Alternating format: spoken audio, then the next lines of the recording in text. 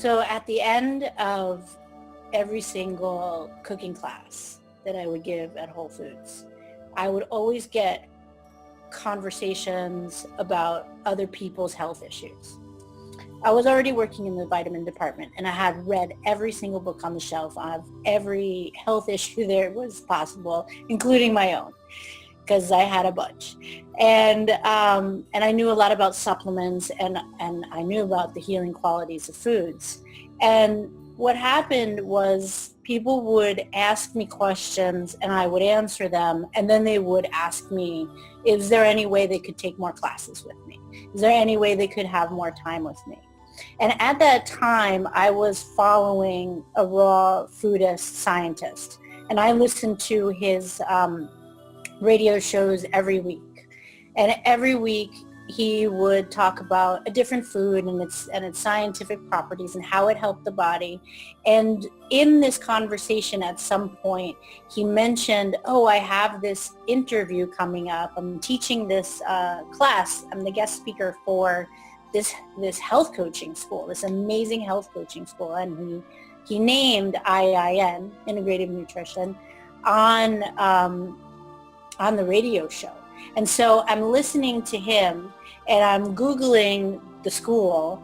And as soon as I read the information about what it means to be a health coach, it made so much sense to be this person that helped others with their information, and that they were going to give me a business structure, and they were going to give me some sort of training around how to get even more curious about people than I already was. I mean, I had a degree in psychology, and I ask people questions all the time because I'm like investigating them. I want to know every little nuance of who I'm talking to.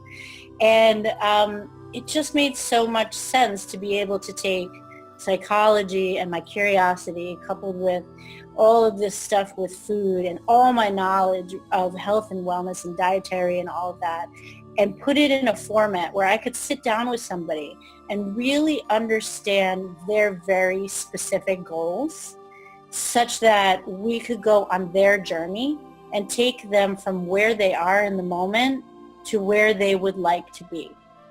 And it has always been a fascinating growth experience, both for me as the coach, because your clients always mirror things that go on for you as well, and for them to learn all these new things about how they could so easily, step by step, create this new lifestyle.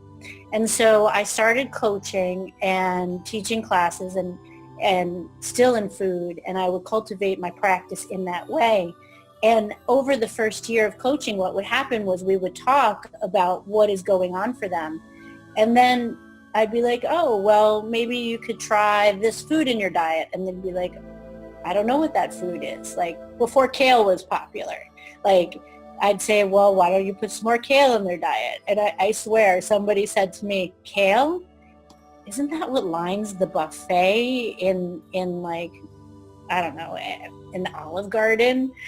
And it was like such a funny and education experience to like bring them into the kitchen and learn how to cook kale, and then for them to taste it and be like, this actually tastes really good. And a week later or 2 weeks later to be like, I've been eating that kale salad and like, I just feel cleaner and brighter and lighter, and like just have these transitional experiences where they would just try something they never thought of and have this really great transition in their life.